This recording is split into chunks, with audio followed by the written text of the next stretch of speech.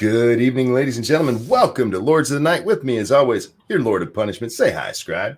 Hi, Scribe. Your Lord of Pennies is here as well. Say hello, Satsu. What up, though?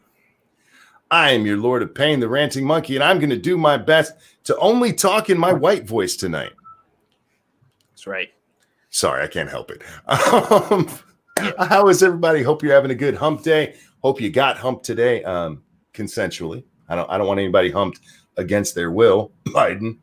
But I hope you had a good hump. Scribbles, how was your hump day? Very long and draining. I'm very tired. Oh, you sound a little down and out.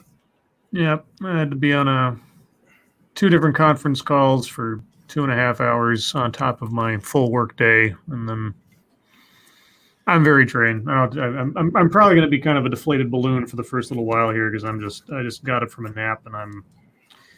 Oh, bleh. I've done that many times. Satsu, how was your humping day? It was good, and my humping today was consensual. Very nice, very nice. You were concerned about that, so just want to clarify that. A pretty decent day. I spent a good majority of the day working on that video that I've been working on, trying to get everything together and fine-tuning and making sure I got all the info I need. And I was really drowsy most of the morning because it was really nice out, and Squishy's like, let's take Aaliyah outside for a change. We're just kind of going to walk around the complex just to let her be outside for a little bit, but I just couldn't.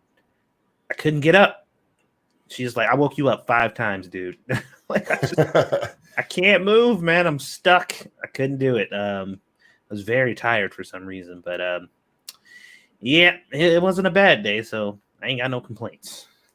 Fair enough. My day was okay. I slept most of it, and I think I woke up around 4-ish. And since then, I've just been trolling the dumpster fire that is Twitter, where you guys know I like to roam. Oh, give me a home where the weird monkey roams. What's that? You see what Catherine says in the chat? No. Hey, guys, can you tell my toddler to go to frick to sleep? Go to sleep, toddler. Sleep, child. Am I roboting at all? Because you guys are glitching for me. No. You sound fine for now. Okay. Yeah, you sound good. And there were hugs given to you in chat there, Scribbles. Yes, I appreciate that. Thank you. There's news out there. Lots of news. Scribbles, do you have any of it? Sure. Let's see. Which one do I want to do here? Well, let's do potpourri because I can't decide. Oh, please. Yes, I like potpourri. All right. We've got Wisconsin Supreme Court. We've got UFOs. We've got Ahmed Arbery. Or we've got Asian Americans. Oh, God. Let's go with... let's get Arbery out of the way. Yeah. Suspect in Arbery shooting had earlier confrontation, neighbor says. Uh-oh. Less than 2 weeks before the February 23rd shooting that left Ahmed Arbery dead, a suspect arrested in the case had a confrontation with an unidentified African-American man who had entered a neighboring house under construction, according to an attorney for the owner of that house. Larry English, the homeowner, said the incident involved Travis McMichael, who along with his father is facing charges in Arbery's death. English received a text message on the night of February 11th from a neighbor who had agreed to watch the property for English, but he is, quote, unaware if the confrontation on the property involved Ahmad, unquote. Arbery, 25, was jogging in that area, the Satilla Shores neighborhood outside Brunswick, when he was shot almost 3 months ago. Greg McMichael, 64, and Travis McMichael, 34, were arrested last Thursday and are facing charges of felony murder. Yeah, tell us about the actual thing you're talking about here. Let's see. The caretaker shared with CNN a transcript of the text message exchange English had with his neighbor. Quote, the police showed up and we all searched for a good while. I think he got spooked and ran after Travis confronted him. Travis says the guy ran into the house. Let me know if he shows up or if they find him. I appreciate you letting me know, said English. Motion sensor security cameras recorded surveillance videos showing a trespassing on English's property on February 11th. English told CNN he could not identify the individual he says he saw on the video after the February 11th incident. He did not report the incident to the police. After the shooting, Greg McMichael told police there had been, quote, several break-ins, unquote, in the area, and that Arbery looked like a suspect caught on surveillance video. When the McMichaels saw Arbery jogging on the day of the shooting, the two men grabbed guns and chased him, according to the police report. When they caught up to him, and then they go through the incident. Yeah, so the implication here is that an unidentified person who may have been Arbery previously had been sighted walking into the same construction site, but they don't know if it was the same guy. They don't know if it's related, but the sun apparently scared him off.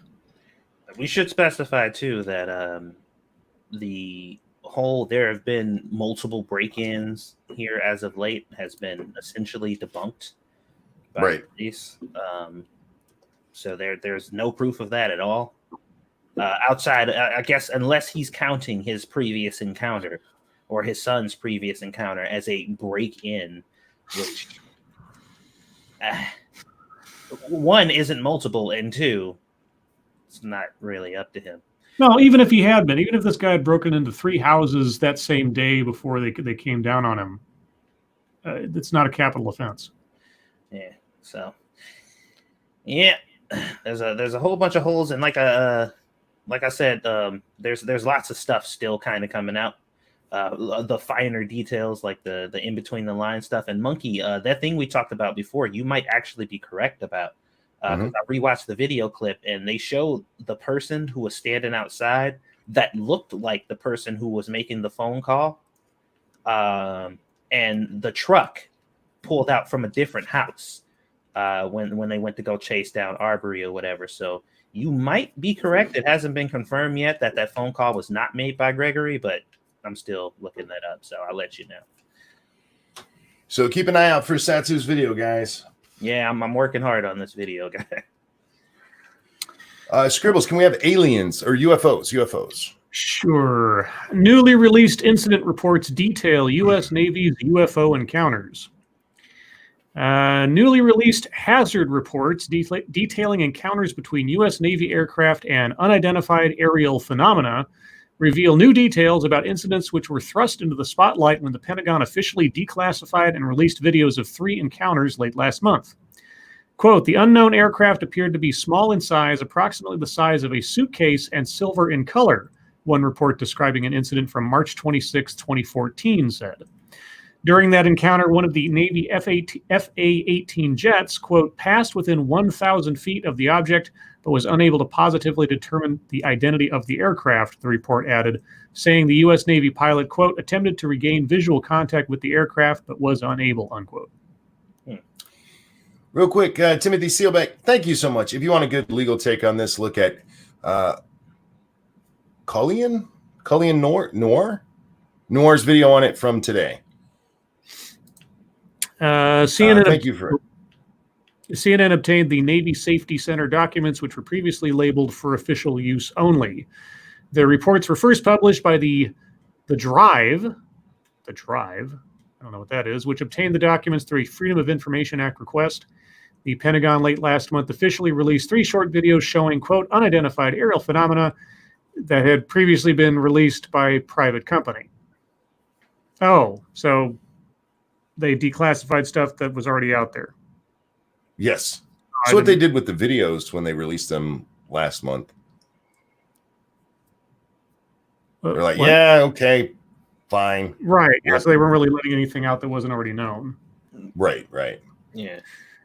Let's see. The newly released reports appear to share this assessment, describing many of the unidentified aircraft as unmanned aerial systems, the Pentagon's official name for drone aircraft. According to another incident report from November 2013, a Navy FA-18 pilot was, quote, able to visually acquire a small aircraft. The aircraft had an approximately 5-foot wingspan and was colored white with no other distinguishable features. Due to the small size, the aircraft was determined to be a unmanned aerial system. So they're not UFOs in the sense of aliens, but they think they're just like robot drones or something. Yeah, it's the official. It's what or UFO actually means. Somebody in chat said, didn't Thunderfoot already debunked these? Thunderfoot, I watched his video and he didn't debunk shit. Nobody is necessarily saying these are alien. Okay, I don't want to say nobody. I'm not saying these are necessarily alien. Neither is the Navy, neither is the government, anybody who's put this stuff out there. They're saying, we don't know what the hell it was. That's all they're saying. And in many cases, yeah, it'll probably turn out to be something like a drone. It'll be something the military was not able to identify when they saw it. That's it. That's all it means. We don't know what the fuck that is. There you go. That was basically it for that one. I still think aliens are out there, and I have no trouble believing they've been to Earth. And I think a scientist who poo-poos that because he's a shithead isn't a very good scientist. All right, you've got Wisconsin Supreme Court and Asian Americans. I know the Wisconsin one, so I want to save that. What's the Asian American ones, please? This is a social commentary. Mr. President, you don't speak for Asian Americans. He speaks for all Americans. This is done in the form of a letter. Oh, yay. Mr. President, you have a super chat. Thank you, Cryptic, who says, I don't know. Well, you could go the extra mile and use Google Translate. Nah, I don't know what language that is. You don't know what language that is? No. That could be Sanskrit for all I know. Sanskrit. Okay, what language is that? Chinese. Which Chinese? Oh, for God's sakes. I mean, it's not an invalid question. Mr. President, on Monday, in response to a legitimate question about COVID-19 testing from CBS News White House correspondent Weijia Zhang, you told her to ask China instead. Your response wasn't just disrespectful to her as a prominent member of the press. It was a thinly veiled microaggression aimed at her race and ethnicity, and she was rightly shocked and appalled to have been so targeted. Yawn. Microaggression. Micro inequity is the latest turn of phrase I've heard. I love you. I love you too. Complete bullshit is what that is. For many of us Asian Americans, we're all just one big happy family. It was just another reminder that our status in American society, our very status as Americans, ! Has been deeply endangered by your rhetoric, your policies, and the hateful climate you've encouraged. But then you doubled down, posting on your Twitter feed that, quote, Asian Americans are very angry at what China has done to our country and the world. Chinese Americans are the most angry of all. I don't blame them, unquote. Yes, Donald Trump, Asian Americans are very angry, and I'm one of them. But I'm not angry at China. Why? Any mistakes and misdeeds for which the Chinese government is responsible on coronavirus should and will be uncovered eventually after the global crisis has faded. Oh, but everything that happens that you did, we need to talk about it now. We can wait to talk about their atrocities later because, convenience. Yeah. Well, why do we have to wait till the pandemic's faded to find out what happened? And really, when does the global crisis, quote unquote, fade anyway? When we say it does. So really, it's not that he said what he said. It's just that it's too soon, yo. Your mistakes and misdeeds, however, continue to happen in real time. Of course. Yeah, because what China did and is doing, it doesn't have an effect on the rest of us in real time. And because you occupy the highest office in my nation, they impact me, my loved ones, and hundreds of millions of other Americans in ways that have shaken the very pillars of our nation. Timothy Sealbeck, thank you. Here you go, Ranting Monkey. Chen Soling, Morning Smoke and Rain Room is the translation that Timothy got. The translation I got said, Chen Soling desolate, misty rain. I like how he says, Donald Trump, you don't speak for all Asian Americans, but I speak for all Asian Americans with my offense. Your chaotic incompetence and willful ignorance over warnings about the pandemic has helped lead to thousands of preventable deaths and billions in economic damage. Hey, what did China do when somebody tried to tell them that there was a problem, author? Forced him to write a retraction. Did they practically jail those guys and turn them into criminals and interrogate them into trying to scare them into taking back what they said, that kind of thing, trying to suppress that information from the rest of the world? Real quick over on the Streamlabs. Thank you, Mr. Scott, who says, what do you call a mysterious alien? Whoops, my bad. What do you call a mysterious Asian that tells bad jokes? Cryptic. Well, I call Monkey having a Freudian slip there. Well, I mean, he's an alien. And thank you, Tall Person. Happy National Apple Pie Day, everybody. Have some apple pie, you guys. Don't put your wiener in it. You have slashed funding to global healthcare partnerships, thwarted critical cooperation with other nations, and used the pandemic as an excuse to target vulnerable communities. None of these things China did to their own people, by the way. Which communities did he target? Well, he's got a hyperlink to something. Let's see. Trump is using the pandemic to flout immigration laws. Oh yeah, by the way, guys, when Trump for fuck's sake imposes restrictions at the border to prevent infections and other people coming in or going out, yeah, he's actually targeting specific ethnic groups and just not the borders in general, and not people flying in from other places as well. Just so you know. And also, please do everything you can to forget the fact that almost every other functional country has done the exact same thing. Yeah. And with your words and actions, you've generated an insidious miasma of fear and resentment that has contributed to nearly 1,500 reported cases of anti-Asian bias in just the past few months, and that millions of us experience whenever we step outside to shop or jog or walk our dogs.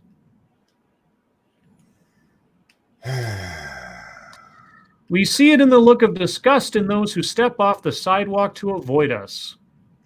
Wait, people are stepping off the sidewalk to avoid little Asians now?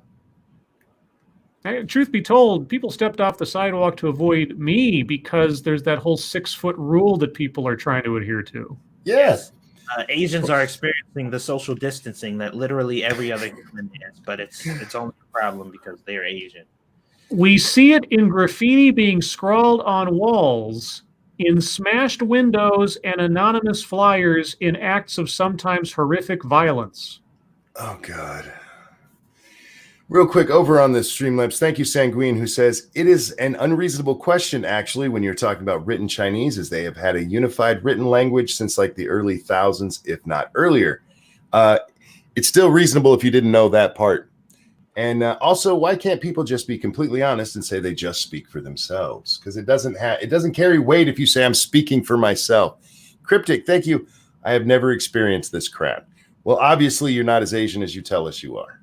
Hey, look, we're not a monolith. We all think differently, but everybody who looks like me agrees with me. We see it in the dark words welling up on social media, calling for the forced quarantine of Asian communities or demanding war against the nations of our ancestors. What? Oh, okay. Demanding war against the nations of our ancestors. Why? Okay, you're an American, I'm assuming. He said, yeah, my nation, yes. So what if China did something wrong? You'd never be okay with us going to war with them? Look, I'm not pushing war with China. I'm just this thought, the nation of our ancestors. You're connected. Here's the thing. So, yes, I'm an, quote, angry Asian American. I'm angry at you for making me feel unwelcome in the land of my birth.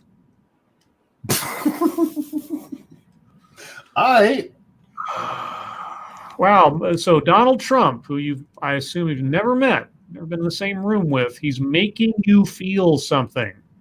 Okay. I'm angry at you for trying to shut down immigration. The lifeblood of our nation, and eliminate birthright citizenship and even denaturalize those who have already become citizens. What? There's another hyperlink. Denaturalize? What do you mean? How do you if you're natural? Justice Department creates section dedicated to denaturalization cases. Okay. The Justice Department announced Wednesday that it's dedicating a section of its workforce to review denaturalization cases, a move that's likely to worry immigrant advocates who've expressed concerns about I've never heard of denaturalization. Like if you're a naturalized citizen, are you talking about like saying that if you were born here to parents that weren't supposed to be here, then they're trying to say you don't belong here then? I'm not sure. I've never heard of that. Okay. Individuals are believed to have illegally obtained U.S. citizenship. Quote, when a terrorist or sex offender becomes a U.S. citizen under false pretenses, it is an affront to our system, and it is especially offensive to those who fall victim to those criminals. The denaturalization section will further the department's efforts to pursue those who unlawfully obtain citizenship status and ensure that they are held accountable for their fraudulent conduct. Oh, and because that stuff doesn't exist and those people aren't real, they think denaturalization just targets innocent immigrants who just, are crossing and trying to become Americans. So it's citizenship fraud is what they're saying. Yes. Cryptic, thank you. For frauds, those who lied to become citizens. We've talked about that before. It's never happened before. Denaturalizations are rare and can only occur in federal court. The Justice Department has filed 228 civil denaturalization cases since 2008, according to a DOJ official. Of the 228 cases, 94 were filed over roughly the last 3 years. Historically, the U.S. revoked citizenship for a range of reasons, including lying about date of arrival, age, or marital status to political reasons, according to Patrick Weil. Okay, and so our speaker here has a problem with this, and even denaturalize those who've already become citizens. Well, but did they become citizens legitimately? Doesn't matter, because you know what? He knows nobody's going to look at that fucking link. All right. Real quick, I have a couple of donations. Sanguine, thank you. So how long before it turns out the hate graffiti is all in Chinglish, just like how they are apparently a shit ton of Nazis that don't know which direction the swastika spins? And thank you, Pete, for a very, very generous donation with no message. Thank you very much. I'm angry at you for distracting us with attacks on China while Asian American frontline healthcare professionals like my sister and my ex-wife work double shifts with insufficient personal protection, treating people for a disease you've utterly failed to contain. Oh, fuck off. I'm angry at you for taking a month that has been set aside to celebrate the achievement of our Asian American and Pacific Islander forebears, people who gave their toil, their tears, their hopes, dreams, and lives to this country, and turning it into a time of outrage, anxiety, and despair. What? Taking a month that has been set aside? Is it Asian American month or something? I don't even know. I guess. But most of all, after all that, most of all, I'm angry at you for daring to claim that you know or care what I feel as an Asian American. Shall I read back to you most of your letters, sir? I mean, you've spoken for vast swaths of the quote-unquote Asian American community. I'm curious. Is he only speaking because did he say he was what Asian descent he was from? I don't remember that part. I don't know that he specified. No. Is he speaking for Chinese Americans, Japanese Americans, Filipino Americans, Thai Americans? As I said at the beginning, he just said Asian Americans as though it's just one big homogenous community of whatever. And I just want you guys to know this Asian thinks Chinese and Japanese are exactly the same. Yeah, all people with the form of eyes that I won't specify are exactly the same. Indeed. Well, here's the thing at the end, because you, Mr. President, do not speak for us, and most assuredly you do not speak for me. Well, here's the thing, sir. Whether you like it or not, he was elected to be our representative to the world. Indeed. I hate to tell you this, and I know we've been saying this over and over and over again, and I can't say that I'm happy about it either. I didn't vote for the guy, but that's beside the point. Like John Wayne said, I didn't vote for him, but he's my president, and I hope he does a good job. Now, history will judge one way or the other, but you may not have voted for him, but by our democratic process, he does speak for our nation. Now, the quality of that speech is obviously up for debate on a daily basis in every tweet, but beside the point. So you go ahead and vote your conscience the next time, just as you did the last time. And if you're going to write another letter criticizing someone for speaking for a large swath of people who they're not justified in speaking for, even if they are elected to represent that swath of people anyway, just speak for yourself in your letter. Because otherwise you're just contradicting yourself left, right, and center, and it's not a good argument. To be fair, though, I do I am extremely doubtful that a whole bunch of Chinese Americans called Trump and was like, "Yeah, we're all pissed about this. You should tell people." Oh yeah, no, well, oh god, Trump talking and glittering generalizations about his support or people agreeing with him. No, that never happens. Right. And so call him out on that. That's fine. And if he'd done that, well, wouldn't have a whole lot to say about it necessarily, except for the whole idea that he hadn't already criticized China for this for months. But that aside, yeah, but he just did the exact same thing he's criticizing Trump for. So, Cryptic, thank you so much. This article is clearly slanted. God damn you. He's Asian. He can make that joke, YouTube. And I think it was Lee who said, tell that to a Chinese or Japanese person in person. Yeah, that was kind of the joke. They hate being lumped together. There are Asian community or countries that absolutely hate other Asian countries and do not want to be associated with them. That was the part. That was kind of the joke there. That's the joke. That is the joke. All right, so we have Wisconsin Supreme Court or Minnesota. What was it? Excuse me, Wisconsin. Wisconsin Supreme Court strikes down state's stay-at-home order. The Wisconsin Supreme Court has overturned the state's stay-at-home order, ruling it unlawful and unenforceable in a high-profile win for the state's Republican-led legislature. In a 4-3 decision Wednesday, the court ruled that Democratic Governor Tony Evers' administration overstepped its authority when the State Department of Health Services extended the order to May 26th. The ruling comes after the legislature's Republican leaders filed a lawsuit last month arguing the order would cost Wisconsin residents their jobs and hurt many companies, asserting that if it was left in place, quote, our state will be in shambles, unquote. The suit was filed specifically against the State Department of Health Services Secretary-designee Andrea Palm and other health officials who made the decision in mid-April to extend the state's Safer at Home emergency order.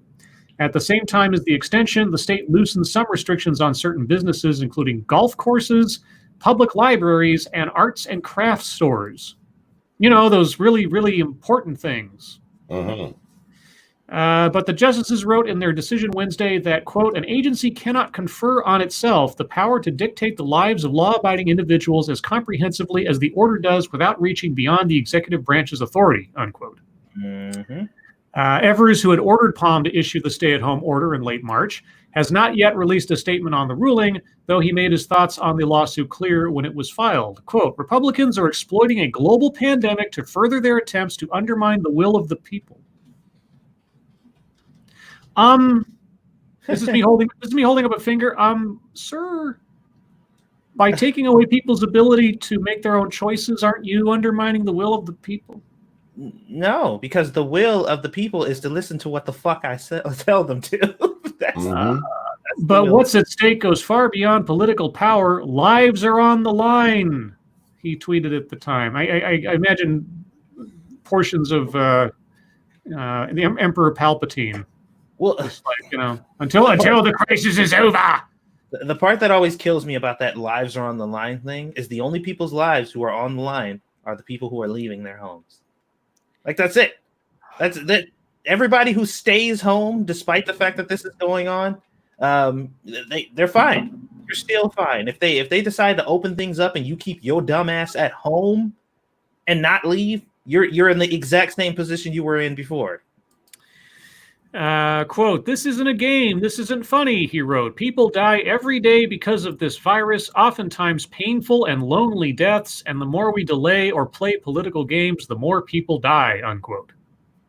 So just follow you without question then. Is that the line here? It's the people they want dead anyway, so I don't Real know quick on the Streamlabs. Tumbleweed, thank you. From a trucker to a talker. P.S. You are only Asian or American. My opinion only. Yeah, I agree with that. You're American or you're not. None of this. This is the governor speaking. That was the governor. None of it fucking matters if you don't have the power to do it, shitbag. Yeah, that's basically an opinion piece. That can't be the backing of your declaration as the executive. If this is what the law says you have the power to do, and you've gone past that, you don't have the power to do that. Yeah. If you think, hey, this is getting people killed, go to your legislature and say, hey, we need to change this so I can do this. That's how you do it. Yeah. I actually read somewhere recently, people were saying the reason why America is so shitty is the fact that the government can't just take our rights at any time. Oh, yeah. Oh, well, they were saying that about... I'm sorry. No, go ahead. That was it. Oh, they were saying that. I remember it was we read some CNN editorial early on where the guy was complaining that we should follow China's model because China at least has the ability and the guts or something to restrict everyone's movement to prevent the virus spreading. Yep. And like, yeah, great. Yeah, let's just give ourselves over to a totalitarian regime because that makes the most sense under this situation. Like, what? Yeah, I was really disappointed when they didn't step in to like stop because I mean, obviously these people want this type of stuff to be done. So when they were getting ready to protest for the Ahmaud Arbery thing, I'm like, okay, so when the police come out and say, yeah, you're not allowed to come out here and protest this horrible thing that happened, I was curious what the response was going to be. Were they just going to be like, oh, okay, well, fair is fair. We don't want people outside anyway. This works out in our favor. We'll be safer at home. Or are they going to be like, they're suppressing black voices? You know how that would have happened. All right. Was there more to that one, Scribbles? That was basically it, yeah. Sorry, I have to text my son back real fast. There we go. Time for MSS News, guys. Thank you, Scribe, for the stories. We never do that. Scribe, thank you so much for the stories, bud. I just read them. I don't write them. No, but you go out and you find them. I'm sure. trying to be nice to you. I know. I can't let myself take credit. For fuck's sake. Just say, you're welcome, monkey. Thanks for reading them. Indeed. You're welcome. Can we get a go Scribe in chat for Scribbles and his news finding and reading for us? You know what that's going to do?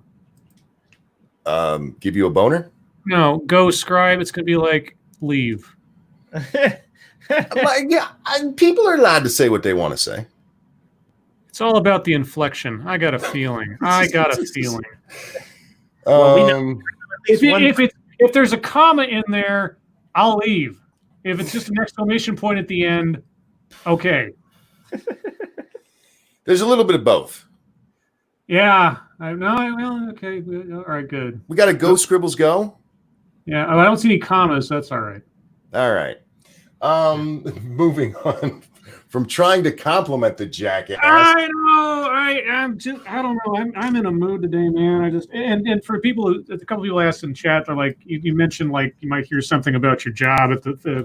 My job's fine. The phone conference was, the two of them. One was work related. The other one was company update related. And there was a whole bunch of stuff going on. But at the end of the final analysis, everything's fine, relatively speaking. It's just, I'm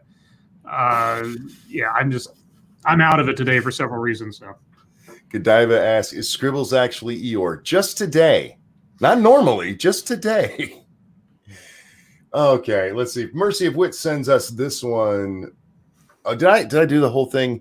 Guys, if you want to send us a story to look at, hit us up at the hashtag MSS News over on the Twitter machine. We can't get to them all, but that's just because complimenting Scribe takes 10 fucking minutes. I'll just leave. There he goes again. Over on the Streamlabs, thank you so much, Sanguine, who says, I can't tell if I'm experiencing intense deja vu, if there have just been so many stories of this where there's a line, they're going against the will of the people, said by something that is trying to dictate it, that is breaking my sense of time. It's probably we've read so many stories. Yeah. We've read a lot of those. Yeah, I mean, you see the patterns forming over time, and this is one of the things. And sorry to take up again real quick. This is one of the advantages. Sometimes the most cynical, inducing advantages of paying attention to what's going on. You see the same things happen over and over again, or you watch trends continue over time, and it seems so familiar because it is so familiar. It's one of the sort of the drag things about doing the news every night is that you start seeing this stuff and it's just like, really, are we doing this again? Indeed. But like I say, at the end of the day, I think it's better to be informed than to sort of put your head in the sand. Yeah, Neil Mohan, it kind of gives us the ability to put things in context, you shithead. No! I'm not done with that fucker yet. Anyway, this comes from Mercy of Wits. Cave fossils show modern humans shared memes with Neanderthals. That's what it says.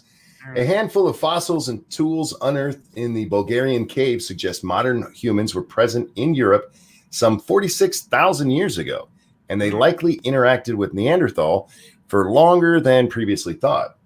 According to two studies published in Nature and Nature Ecology and Evolution this week, the discovery of early modern human remains in Southeast Europe are the oldest evidence of Homo sapiens in the region from a time known as the initial Upper Paleolithic.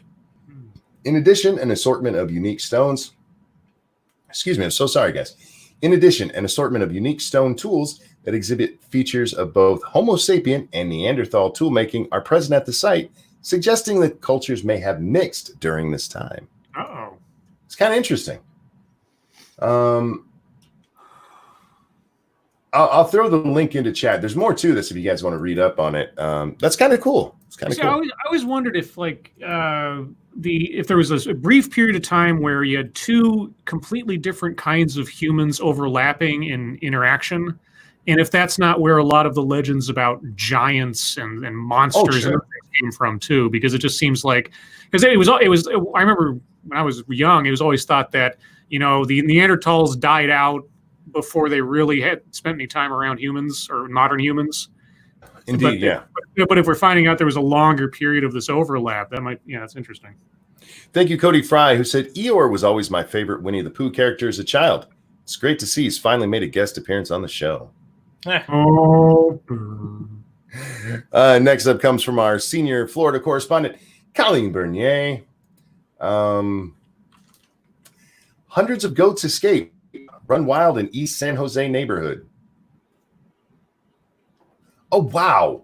That is a lot of fucking goats. I'm going to throw this into chat so you guys can check it out. And apparently there's a video, which I won't be able to watch yet. That's a lot of fucking goats, man.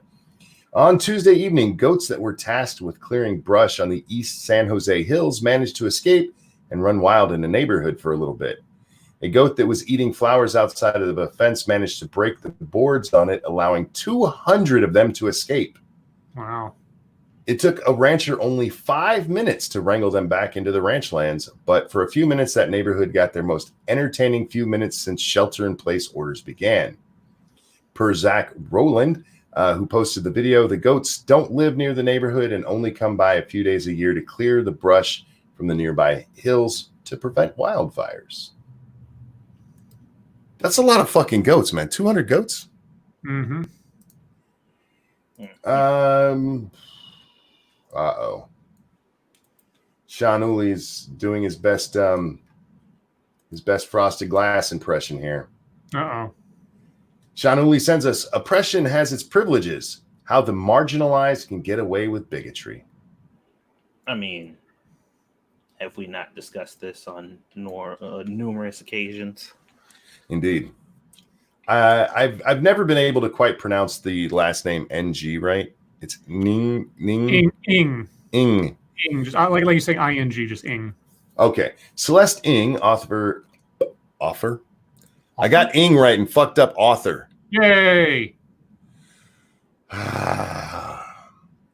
Celeste Ng, author of the 2017 novel Little Fires Everywhere, the basis for the new Hulu series, recently stated in a BuzzFeed article that the TV show is a challenge to well-intentioned white women.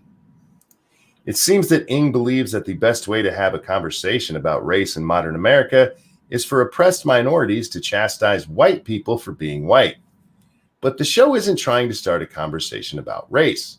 It's trying to preach at its audience with an explicit socio-political view, one that states that white women, even those who are well-intentioned, are guilty of privilege and should, quote, be better. Imagine the outrage that would be leveled at a straight white male creator claiming that his latest work was designed to challenge well-intentioned black women. Oh. This guy's trying not to ever get published again, isn't he? What's his name? Joe Garza. Joe Garza. He's not wrong. Nope. Okay, you can stay out of the corner, Sean. The outrage would be completely justified. It would be an example of a member of one racial and sexual group making a broad generalization about a different racial and sexual group and appointing himself the one to show the way. But why does someone like Ng, an Asian female, get away with it? According to the principles of identity politics, being a member of a marginalized group, women, LGBTQIA+, people of color, etc., means you have a license to criticize and lecture others simply for having an identity that exists outside the bastard hierarchy that is intersectionality. That part's not entirely true. Because a white woman telling a black woman to get better, that wouldn't work either, even if she was gay. So I get his point, but he's a little too broad in that point. Because it has to... Broad, monkey. I miss broad. We need to bring back broad. There's a lot of good broads in the audience right now. I still use the term quite often. So, well, there you go.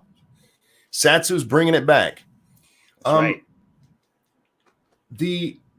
What he's talking about here, that there's still there's the pyramid of oppression, and you have to fall below the person that you're criticizing. Mm-hmm. So, like a gay black woman could say black women need to do better, but a white woman couldn't, even if she was gay and had a dick. Just throwing that out there. This is a door that only swings one way. Those who are straight, white, and or male don't have the same privilege of being able to shine a spotlight on others' surface characteristics and assign moral values to them without consequence. Nor should they, but also nor should anyone. You know, for a Medium article, I kind of enjoyed that one.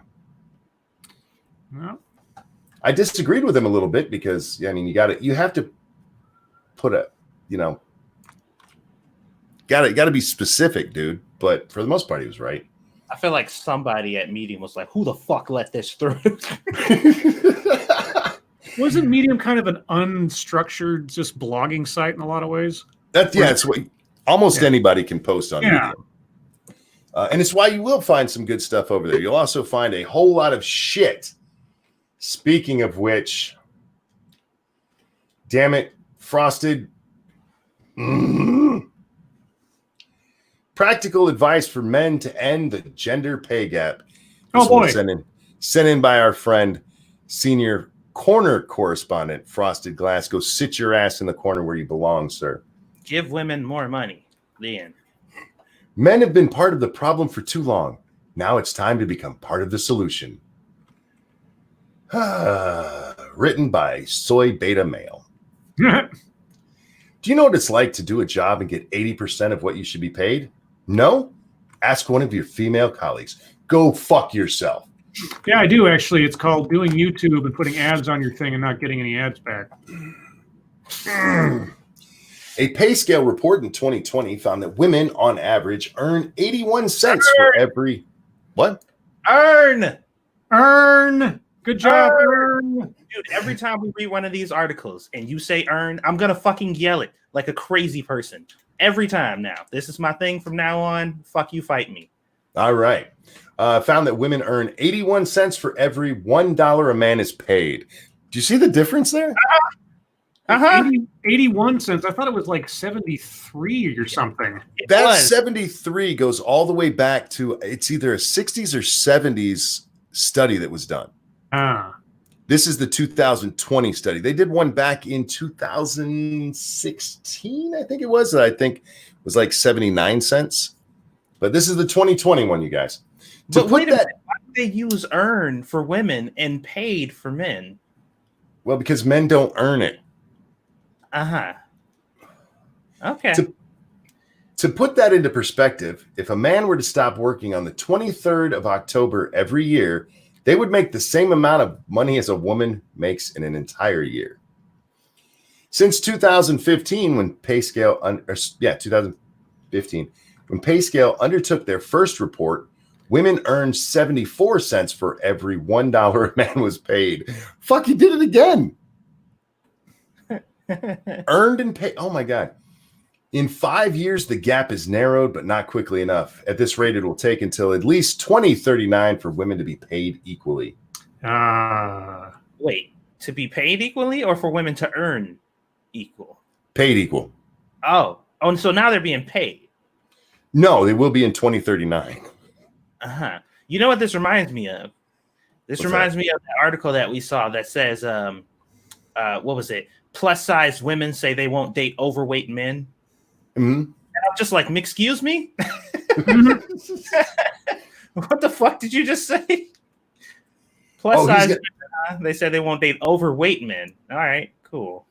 All right. He gets into some myth busting. I skipped down a little bit in this article, and I will post it for everybody. Let me get the link here. There it is. There you go, guys. If you want to read the whole thing, because like I said, I am jumping a little bit. Myth busting. Challenge what you think you know. Number 1, women are less qualified than men. That's why they're paid less. But see, that's not false for the reason he's about to tell you it's false. I'll tell you why that's false.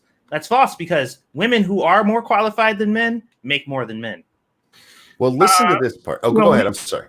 When he says qualified, and I haven't read this, I'm just guessing. Is he going to say something to the effect of women earn more college degrees than men?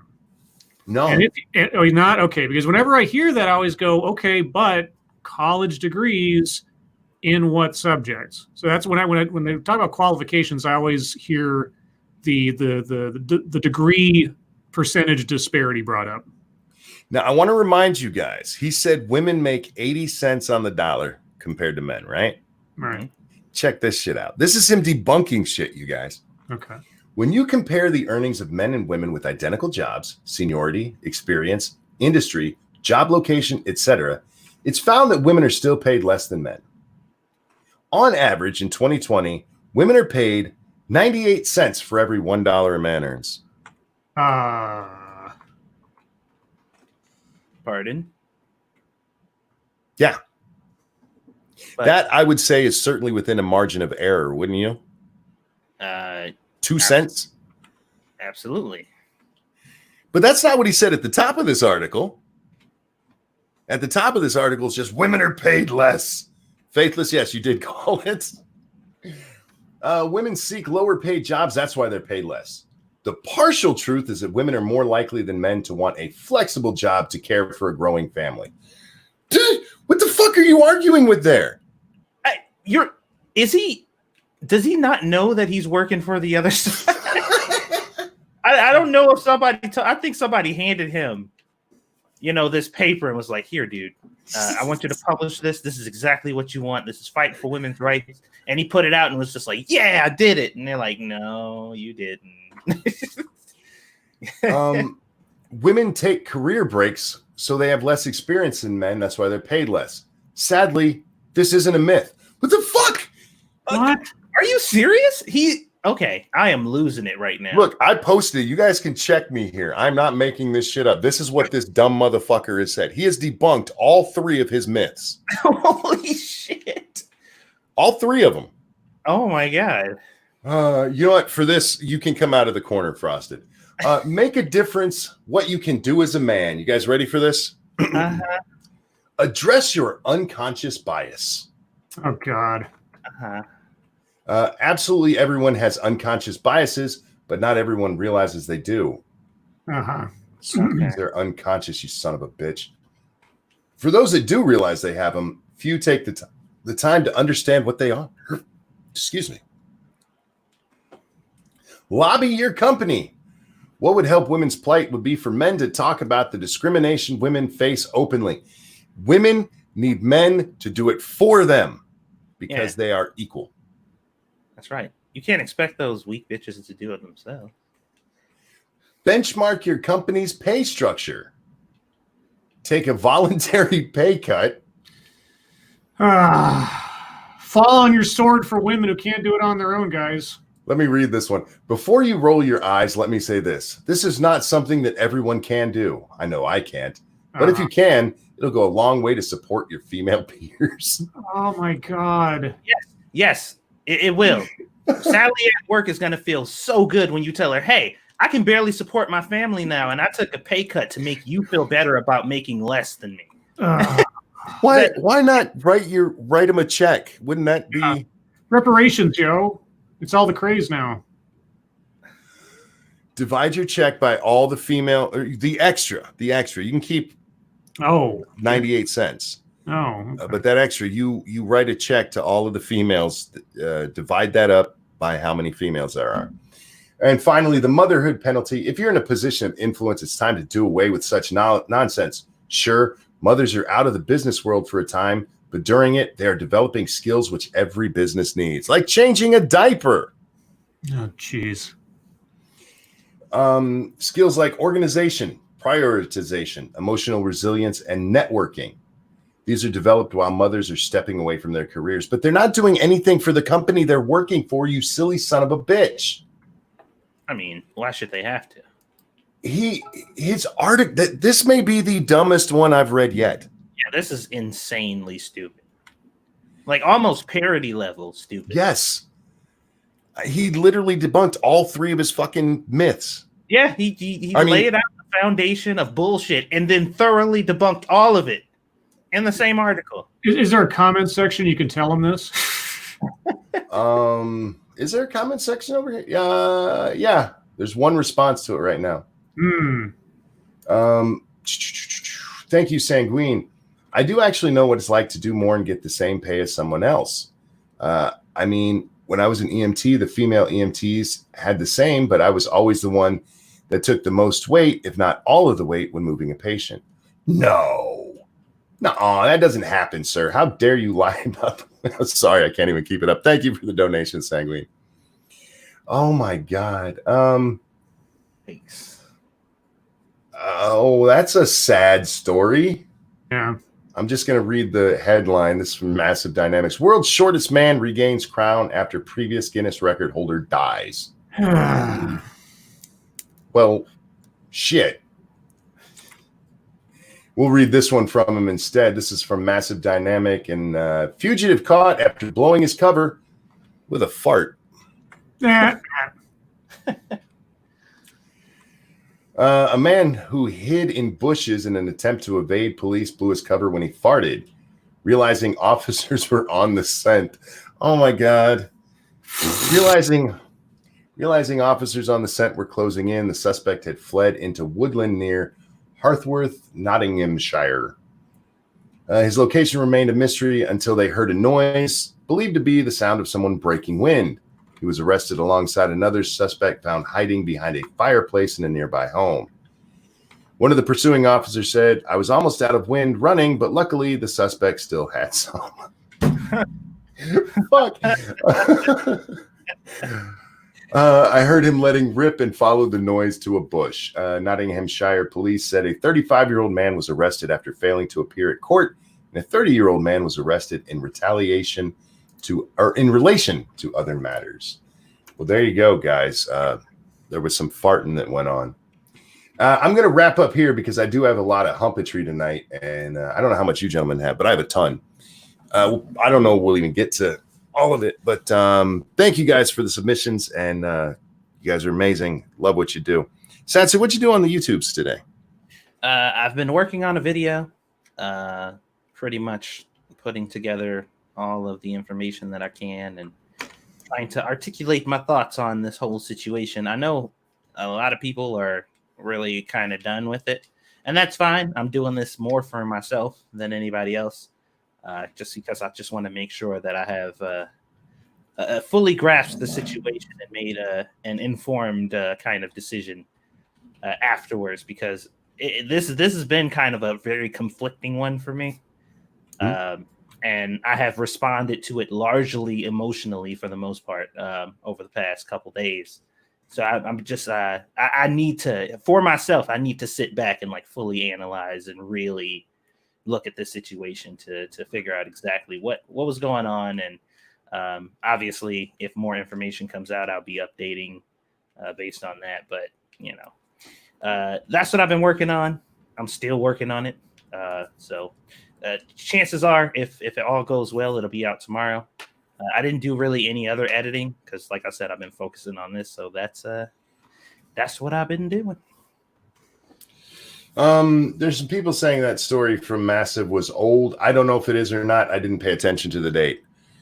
Sanguine, thank you so much again over on the Streamlabs. Are we sure the former and now reigning record holder wasn't involved in the usurper's death? I mean, it wouldn't be the first time a small man resorted to extra legal solutions to win. Wow. Thank you for the donation. You mean a midget? No, he's talking about a petty guy. Anyway, it's language, you guys. It's language. It's fun to use. Scribbles, what you been working on? Nothing. That was short and sweet. Yep. Tomorrow, though, at 11:30 Pacific time, 2:30 Eastern, I should be doing a TED Excellence with Blind Press. Oh, right. That's the one that she brought up to you. Yep. She recommended this one to me because it's somebody who apparently she's had some, I don't know if any personal interaction with, but some history of knowledge of this person and their arguments regarding the, I guess, the disabled community and such. So we'll be talking about that tomorrow. All right. Speaking of recommending things, when I was on the AAA the other day, I recommended that Bill Maher thing to Sinatra, and he made a video about it today and did a very good job. Yes, he did. If you guys haven't watched it, go see it. I was glad to see he did that one because that was one that almost made me make a video. That Bill Maher, like, look, if you were raped by Biden, shut your mouth, whore. It was amazing. I was just like, the amount of just like mental gymnastics hypocrisy that people are going through, and just pick a line and stick to it. Really, pick a standard and just stick to it, no matter who it is, whatever side of the aisle it is. Otherwise, you just look like a moron. Really. Yeah. And for any of those not familiar, Sinatra Says. Check out his channel. A good friend of the show. Love the guy. Let's see what I do today. I did a monkey in the morning. Had the Useless Cook and Dangerous Spaces on. And I've talked to Cook before. Never got to talk to Dangerous. Dangerous sounds like he came right out of a Crocodile Dundee movie. It was amazing when he started talking. I'm like, wait, dude, I have to address this. But it was a good show and had fun. Sinatra Says, I'm blushing. Dude, it was a really good video, man. It really was. I expected as much from you. If it sucked, I'd have been all over your ass. Like, how dare you drop that one was like a gift. I mean, come on. That was a gift. But I no game stream tonight. I still haven't decided what I want to play on my channel. I told people I might be over there. I'm probably not going to be, guys, because I checked out Disco Elysium, and I want to play that game after playing the first part of it. There's no way I can do that one as a playthrough. It's just too much reading, and I need a little less. What's that? Monkey's illiterate. Once again, I want to thank you, Scribe. You're welcome. But yeah, guys, so I'll figure something out, and I'll probably end up having to play during the day because we'll be getting back to our 76 on 2 cents plus here in a couple of days. So I'll get something. Thank you, Blake, who says, hello, chaps. How is everyone? Even also, hello again, Sinatra. Hello, and thank you for stopping by, and thank you for the donation. Let's see. Oh, Humpatry. Satsu, what you got tonight, man? Well, I was looking at the pictures and stuff that came out of the protest for Ahmaud Arbery. Mm-hmm. And they looked strangely familiar.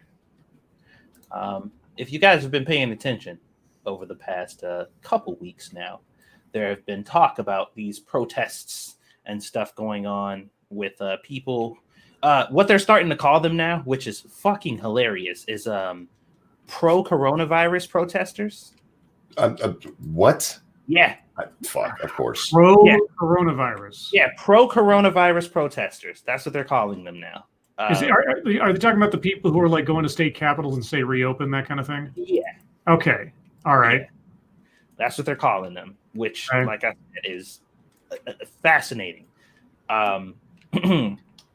So the narrative around that time, if you guys were paying attention, was the fact that these people were domestic terrorists. And the reason that they were domestic terrorists and not protesters is because anybody who shows up to what you would call the protest armed like that is just looking for trouble. You know, they're terrorists. They're not the same as the innocent black protesters who only show up with signs, and they had all the memes showing up where it's like white dude with gun and black dude with sign. One's a terrorist, one's a protester. And then we see the Ahmaud Arbery thing happen. And lo and behold, there is a bunch of black protesters walking down the street, fully fucking decked out with weapons and masks and sidearms and all kinds of shit. And what was the narrative? I'm looking at the news. The narrative is, look at all these wonderful protesters out there fighting for their kind, doing what they need to do to let people know they won't stand for this crap. They're using their voices to fight for the rights of black people because nobody else will. And that was it. That was the basis of the articles that I've seen, where it's just like, these people, they're heroes. Did any of them say anything about them storming the city? No storming, storming, no intimidation narratives, because that was another good one. Was they were intimidating the people there. None of that. I thought if black people showed up with guns, that I'll be shot. Well, that was the point that I was getting ready to get to. Oh, I apologize. Yeah, geez, monkey. Yes. I put out a post saying these people should be dead. Like, according to the narrative, we should be like looking at, autopsy reports of everybody who was here with a gun, because not even a week ago, because we were still talking about this stuff about a week ago. Yeah. Were we just talking about if black people did this, the cops would literally use them as target practice. This is the stuff that people were saying. And there was thousands of comments. Sadly true. Yes, it's unfortunate that black people are treated this way. 100% without a doubt, they would be gunned down without question. Thousands of comments. And I'm just watching this shit unfold. Like, I don't want to see it, but I'm waiting for the firefight. Where is it? Didn't happen. And all those people who were sharing that shit on my Facebook, all the people who were sharing those sentiments on all the social medias that I was on, are fucking completely silent about this shit. They're not even talking about the protest at all. Mm-hmm. They won't even speak about it. I'm like, that's really fucking interesting. So yeah, that's kind of the main thing that really pissed me off today. Is I'm just like, I don't want them to die. I'm not asking for any violence. You know what I'm saying? Mm-hmm. But narrative dictates that there should be blood. Like, what the fuck is going? Did I miss something? So, yeah, that's been interesting to me. But that's that is the extent of the fucketry that I'm willing to talk about right now. Fair enough. Scribbles, you got any fucketry tonight? Not really, that we haven't already really talked about, unfortunately. Most of my day was working and other stuff. All right. My first one is from the Palmer Report. If you don't know what this is, it's an ass. He's a Krasenstein. He's one of those people, the resistance. He follows Donald Trump and has to say something negative every time Trump tweets. But today he was talking about CNN. CNN's previous experts in their field have included Kayleigh McEnany, Jeffrey Lord, whatever, and Lou Dobbs. But we're really going to decide Greta Thunberg on CNN is a bridge too far? Come on. Greta Thunberg is way smarter than me. I'll gladly listen to her thoughts on any subject. This is about CNN. They're having a discussion about Corona with Greta Thunberg. Yes. Yeah, this child is way smarter than me. As we know, Greta Thunberg is a brilliant epidemiologist. Yeah. This child who hasn't left school when she was 16. Over there, that is there's some weird graduation thing that goes on over there, and then they go on to some other kind of weird schooling. I don't exactly know how it works. So it's in our kind of years. Yeah, she left school early, and this guy, she's smarter than me. One, have you seen her? Seriously. She reads what other people write for her. And when she's been put in positions where she has to answer questions, she can't do it because she doesn't know. She's not bright. Well, we're not even talking. Go ahead. I was going to say, I mean, she probably is smarter than he is. Oh, I absolutely. I hate to say it, but I agreed with him. I bet I believe it. Terry Diamandis, thank you. I hope it's like The Simpsons. Say the line, Greta. Say the line. Thank you for the donation. I can't for the life of me understand why she's going up there, other than it's a talk on, let me see if I can find the exact thing. It's something to do with fear. It's like the virus and fear or something like that. And if you want fear, a climate scientist, a climate person isn't a bad way to go. They know fear. They know how to instill fear. Yeah. It's part of what they do. Blake Becker, thank you. I got something. A 19-year-old girl died in my hometown last night. She got really drunk, went outside on the deck, fell off, then died by choking on her own vomit. Her boyfriend even asked her if he wanted to take her home. Man, that sucks. That sucks.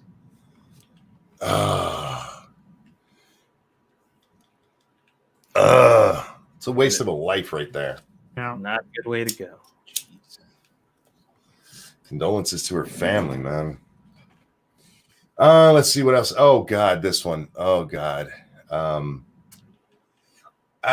This is from Black Bernie Babe over on the Twitter. She said this today: capitalism and racism are identical twins. The origin of racism cannot be separated from the origins of capitalism. We need to get rid of both.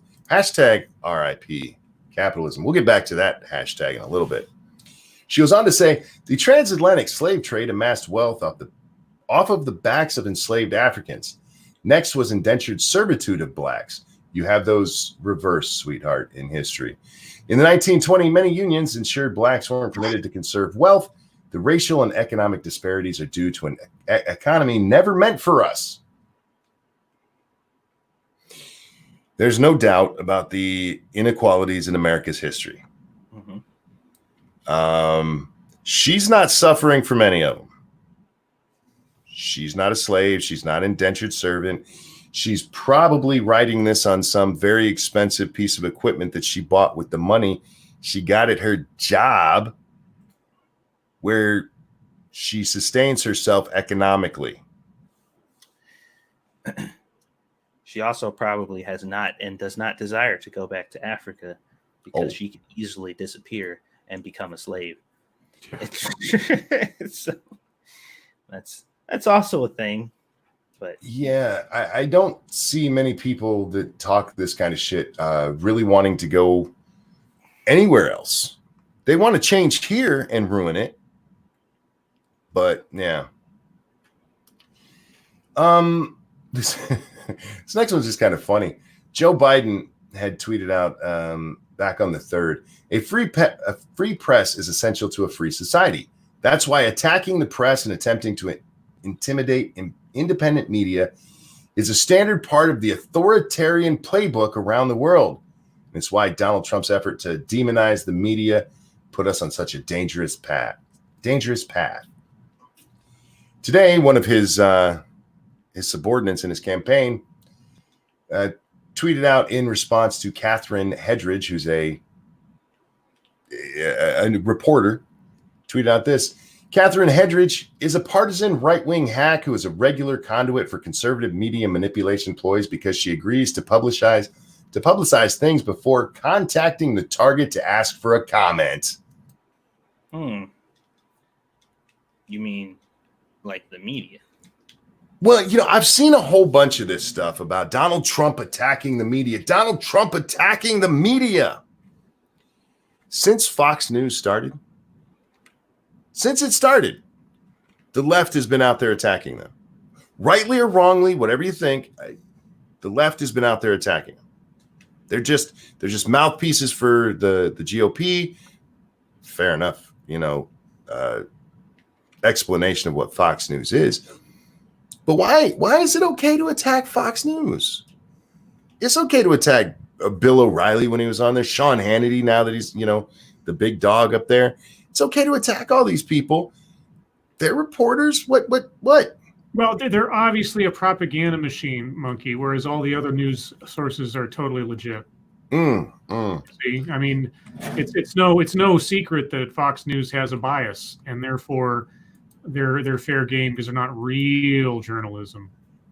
Well, I mean, it's quite clear a lot of other places have a bias as well. No, Monkey, you're wrong. No, only Fox News. Yeah.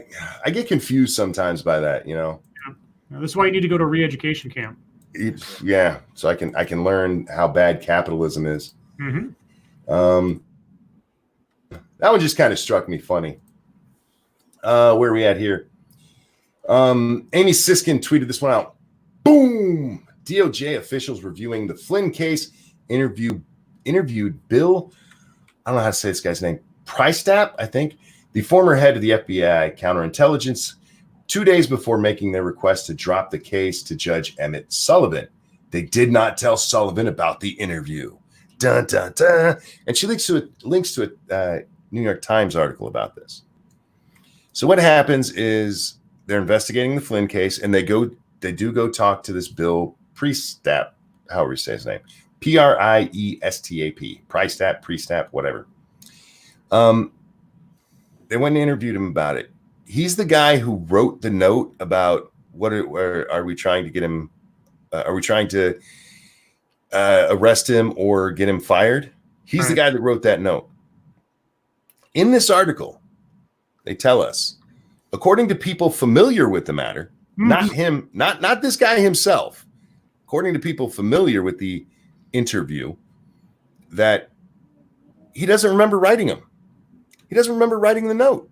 Oh, okay. He gave his interpretation of what he thinks he might have meant. That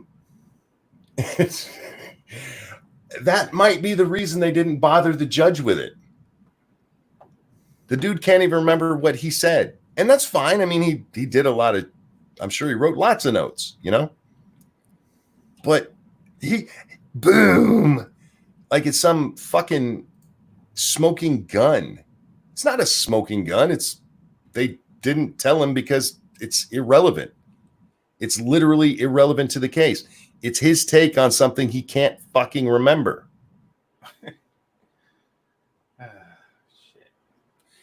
Oh, by the way, Judge, this guy can't remember this shit, so let's bother you with it. I'm going to save that one for a minute. Let's talk about Diablo here. So this woman tweeted out, I asked my boyfriend, would you date me if I was a worm? I don't know what a worm is. Worm? I don't know if that's slang or if she actually meant a worm. But anyway, I asked my boyfriend, would you date me if I was a worm? And he said yes. Then I asked him, would you date me if I was white? And he said no. So white people are lesser than worms. Okay. I'm guessing. But okay. All right. It was the person who followed this up that I actually want to talk about. Miss Diablo, who said, girl, I'm white and I'll never date a white man. They still have the colonial mindset. Yeah, independent woman, I can work in that, but they want to control everything without even taking care of you, just benefit from the woman. I pass. All white men, huh?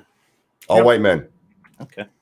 That's how we treat our women. That's how we treat the broads.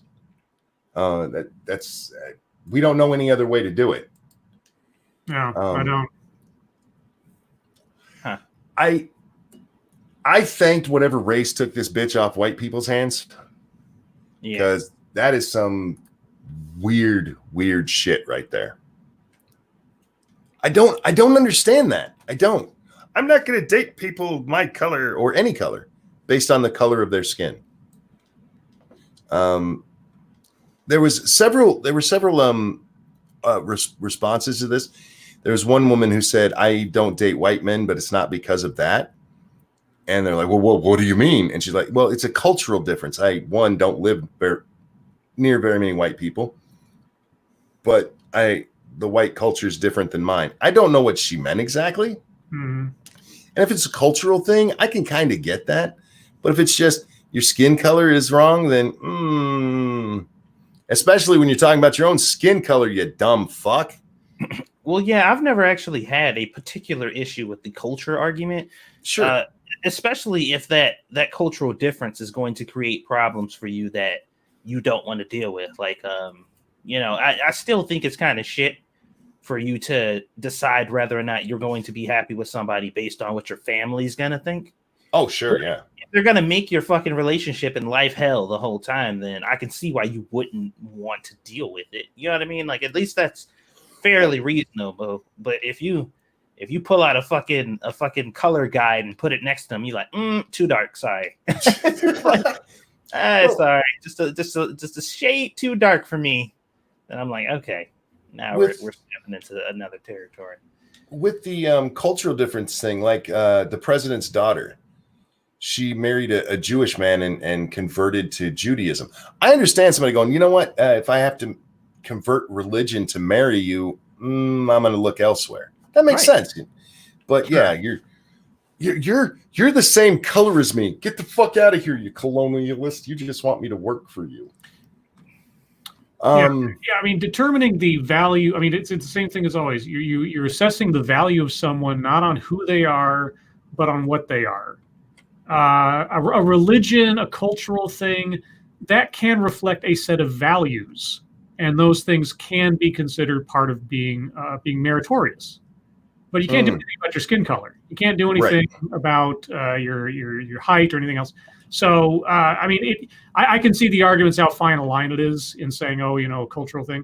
But there is a difference, and I can, some people, tradition is a very big part of their lives, their family, and what they want out of life. And that's why they have like christianmingle.com and things. You want somebody who shares your Christian values. Like, well, okay, I can't argue with that. Values are, part of how you behave in the world. So, okay.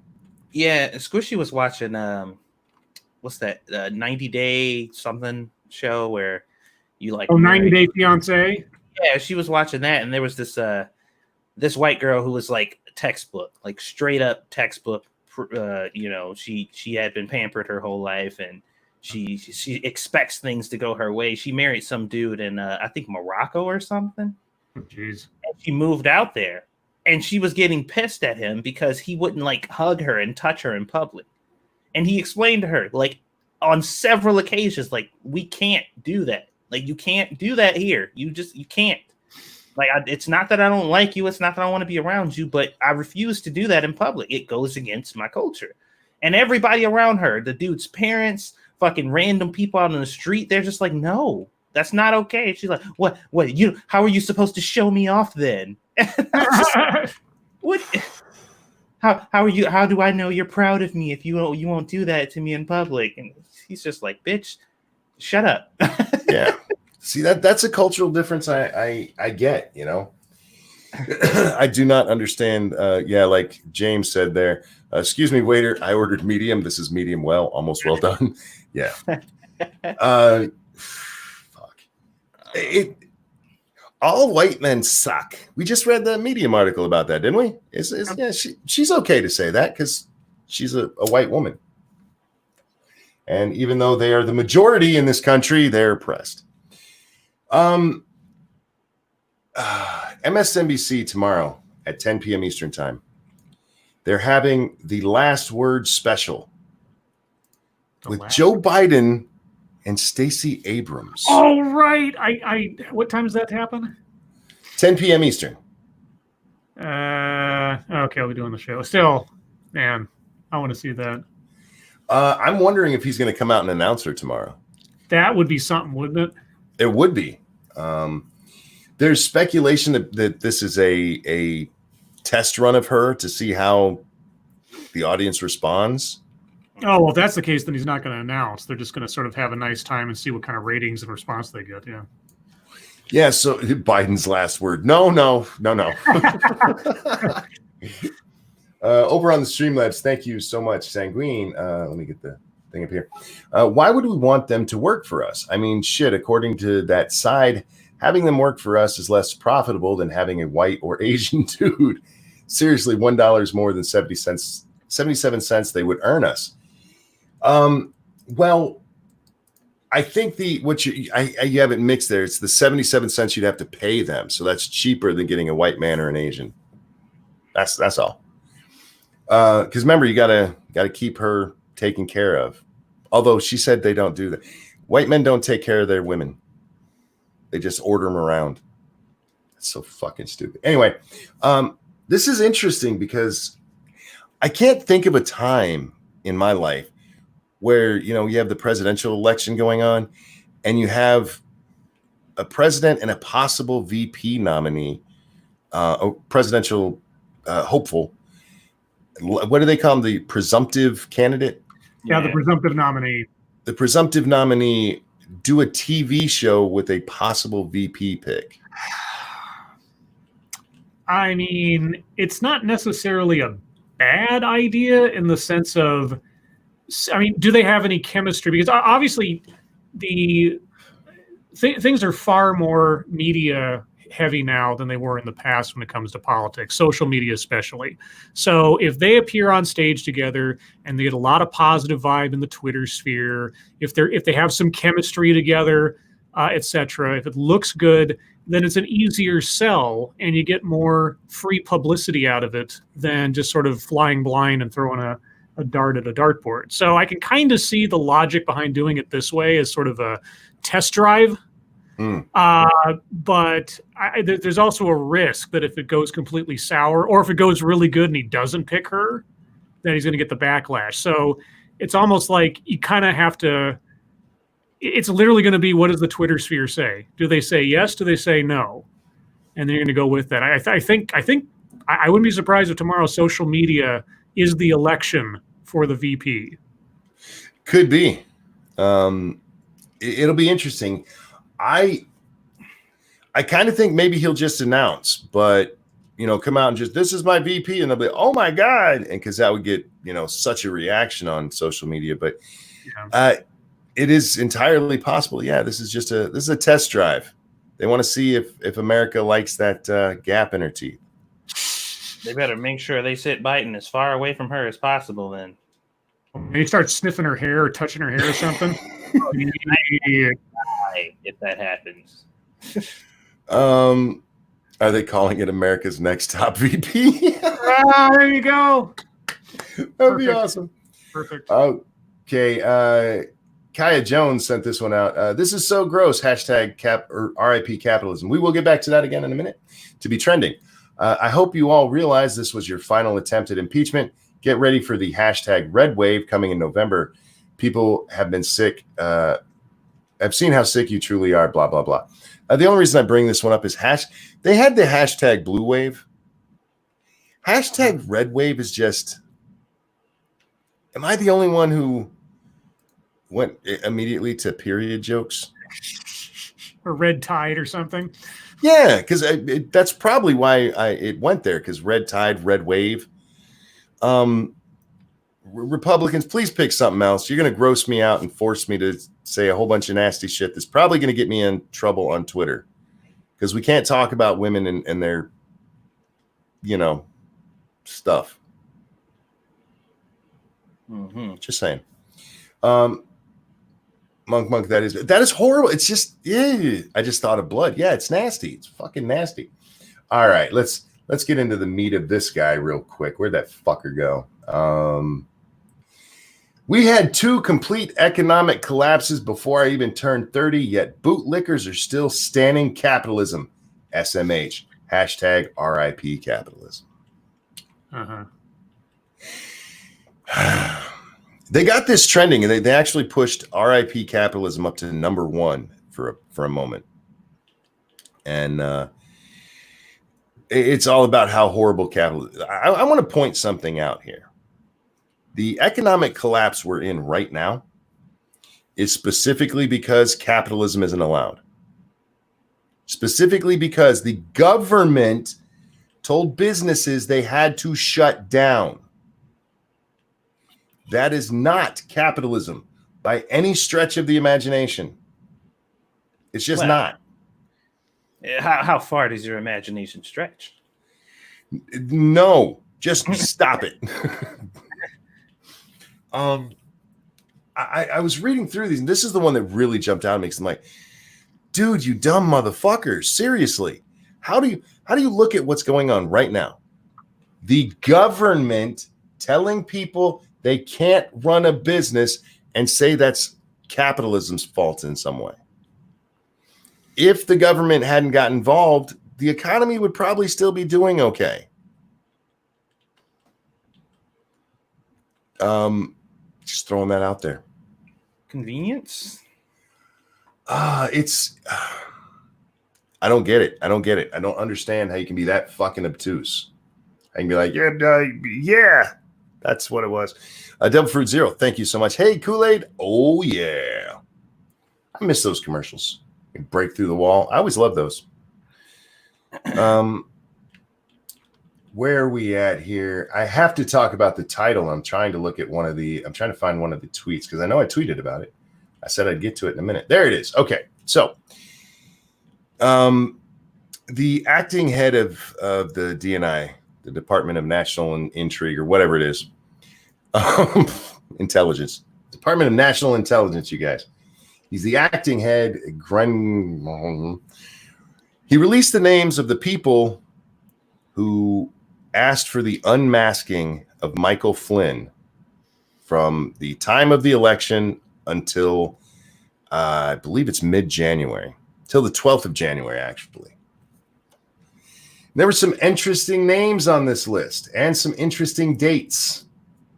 Now, here's what unmasking is. Unmasking is when we tend to tap foreigners' phones, especially if we know they're part of a foreign government kind of thing.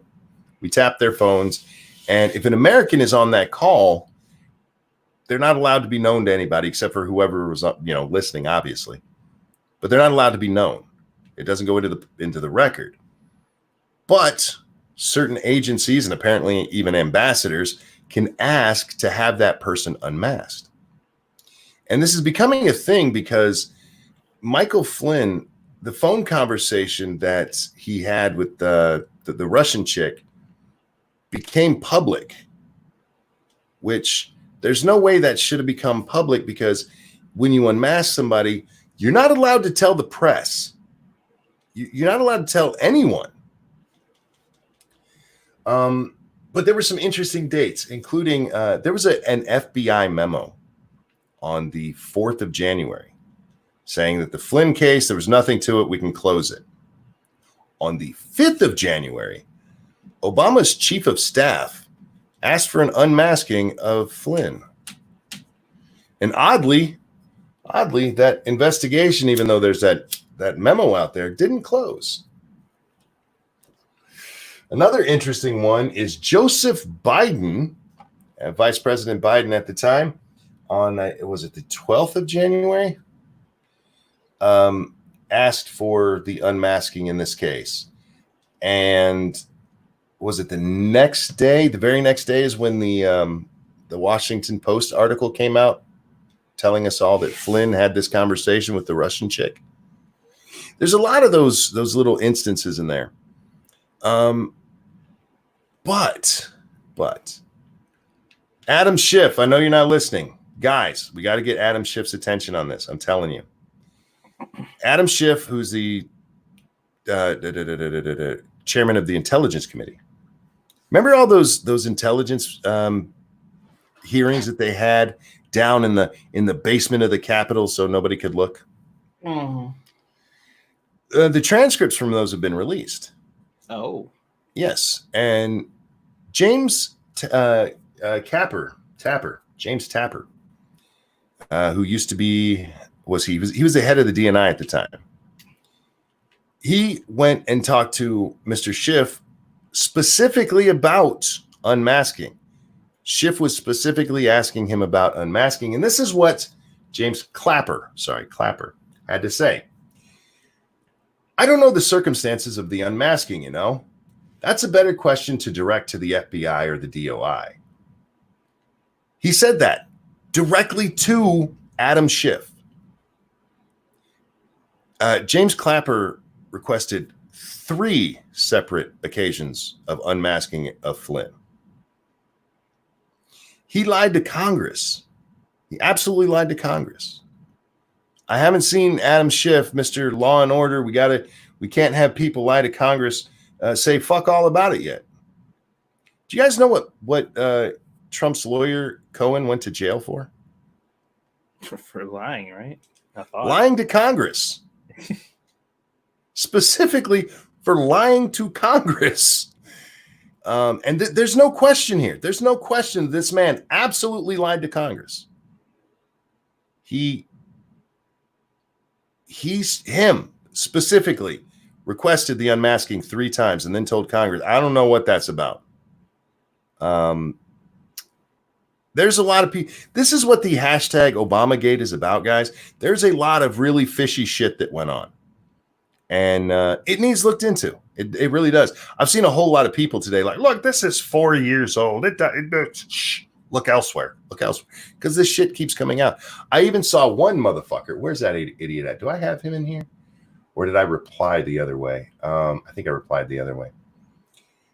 He's like, the acting DNI who's not even confirmed by Congress, he's using his position to affect the election. This should be illegal. That should be the story. Like, motherfucker, the story here is that the Obama White House, because it was still the Obama White House at the time, Obama had direct knowledge of this. His chief of fucking staff pulled the unmasking. His vice president pulled the unmasking.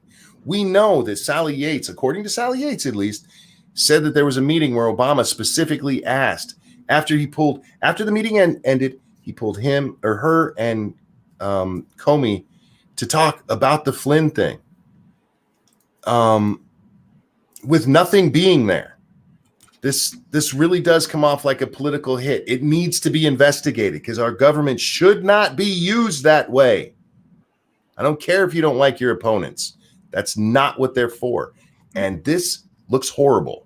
And here's the thing. It's like if you allow the precedent to exist with people that you like, it exists with the people you don't. Mm-hmm. Indeed. Yeah, and that's the thing that people don't seem to understand. When you allow executive overreach in things that you approve of, you're also opening the door for executive overreach in the things that you don't. That's why you saw Trump using executive orders so willy-nilly. Because, well, did anybody really try to stop Obama? They did, but they also didn't. Mm-hmm. And so here we are. So if you can imagine a scenario with Trump doing the exact same thing, switch out all the names to different sides of the aisle, and it's the exact same mechanism. If you can imagine a scenario of Trump doing that, you want this looked into so it can't be done. Yeah. It was Ben Rhodes. He said, the unconfirmed acting DNI using his position to criminalize routine intelligence work to help reelect the president and obscure Russian intervention in our democracy would normally be the scandal here. Do you know what Flynn was talking to this woman about? Transition stuff or something? No. We had recently placed sanctions on Russia. Right. Okay. And he was, according to what we've heard of the call, he simply told this woman, it would really be helpful if you guys don't retaliate for that. Okay. That was it. Yeah, don't retaliate against us for what Obama did, that kind of thing. Yeah, well, it'll be helpful for the the relations if you don't retaliate, because if you do, then we got to retaliate. Shit, just keeps building up. Now that's why they were going after him for the Logan Act. Like, well, he didn't have the permission to talk on behalf of the country. Well, he really didn't. He was just saying, this probably wouldn't be a good idea. If you want to get in the good graces, you probably shouldn't do that. Logan Act that outlaws the implementation of adamantium into people's bones, right? It does. Okay, as well as making it illegal to act as a agent of the United States when you don't have power to do so. That's what's interesting. But yeah, so all of this is blowing up, and they're fucking. Some people are like, it doesn't matter. No, this is important. This is important.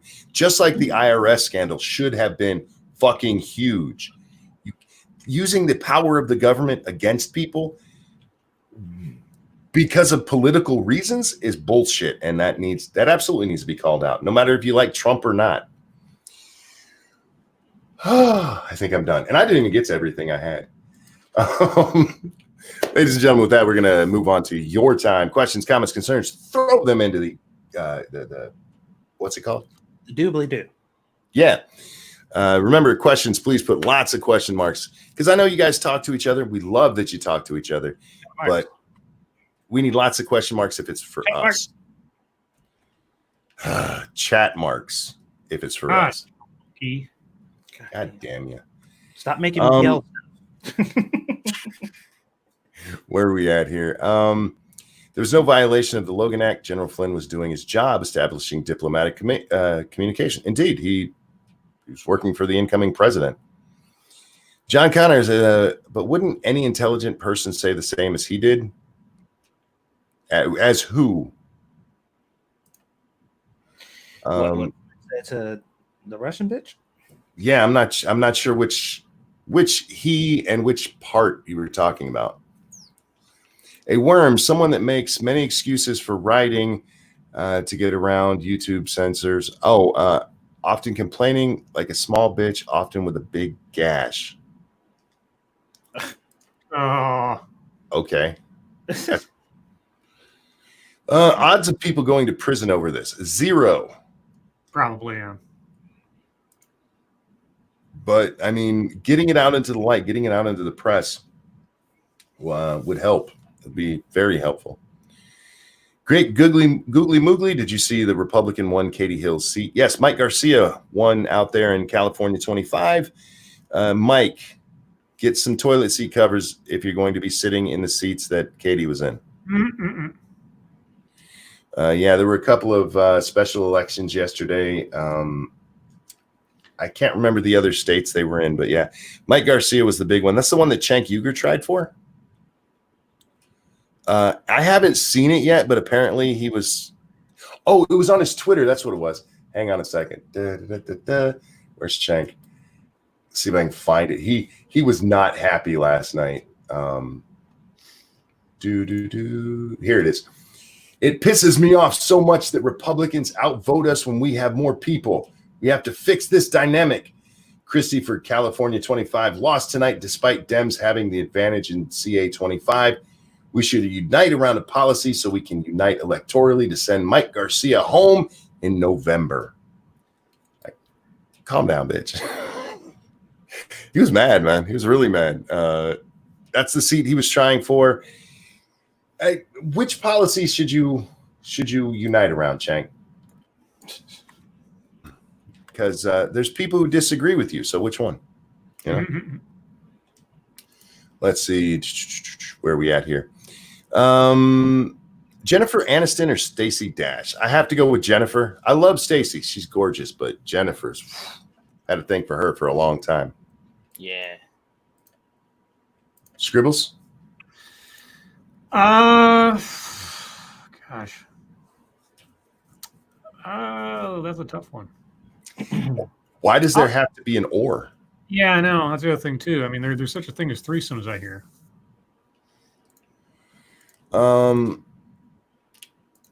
Monkey in the morning is for to continue ranting on whatever you missed out here. That's part of it.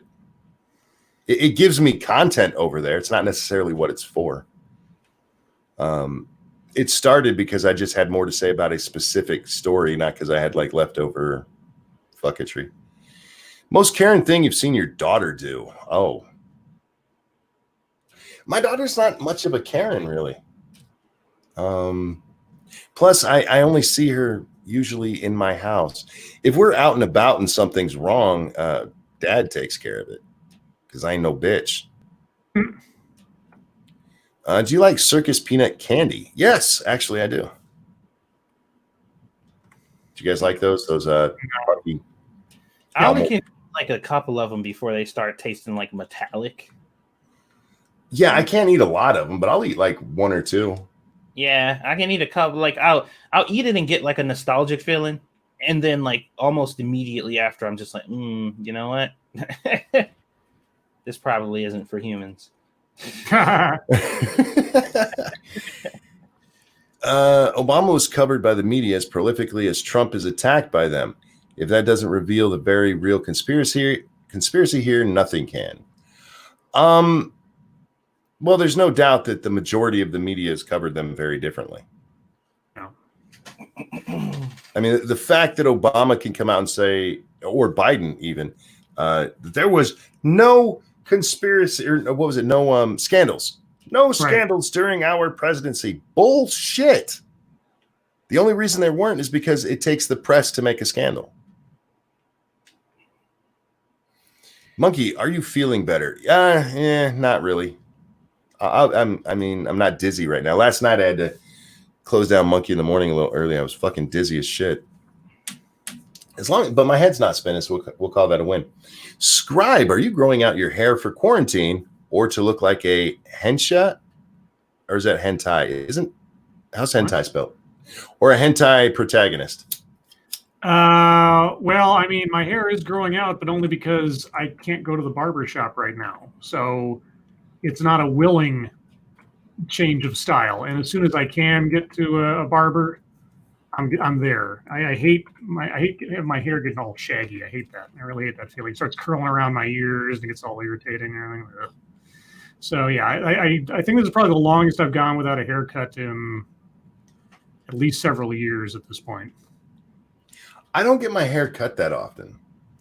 I get about maybe once every month and a half kind of thing. Oh. Yeah, this has been a while. I mean, ever since April 23rd was when everything started shutting down around here, and so yeah, I've been going without for quite a while now. Yeah, I cut my own hair like once a month. Sorry, March 23rd. Yeah, mainly because Squishy doesn't want me to. When I worked at Walmart, I would purposefully let it grow out just because I knew it annoyed my manager. Oh. And every time he'd say something about it, I'm like, that's 2 weeks. And then I would cut it when I get annoyed with it. I don't have time for it. I don't do anything, but it's like, I don't have time to get my hair cut right now. Yeah. Are question marks evil? Yes. If they're attached to the Riddler, yes. Oh, good one. Good point. Does the Riddler have a question mark on his like nutsack? I guess it depends on the artist that decides to draw him. Sometimes he just wears a suit with question marks, but they've been putting like him with like either a scarification or a tattoo of a question mark on his forehead in recent iterations. I don't like that particular style myself. So who knows? It's entirely possible. Devil's Advocate says Wisconsin and Cali were the big ones. Did the Republican win in Wisconsin? Or last I saw it was the Democrat was ahead. Remember, Chunk Yogurt came in fourth place. Chunk Yogurt. Chunk Yogurt. I'd never seen that one before. Well done. Mr. Scott asked, would you vote Biden Stacey Abrams ticket? I would actually have to consider that. Would be an awesome dumpster fire of a presidency. No.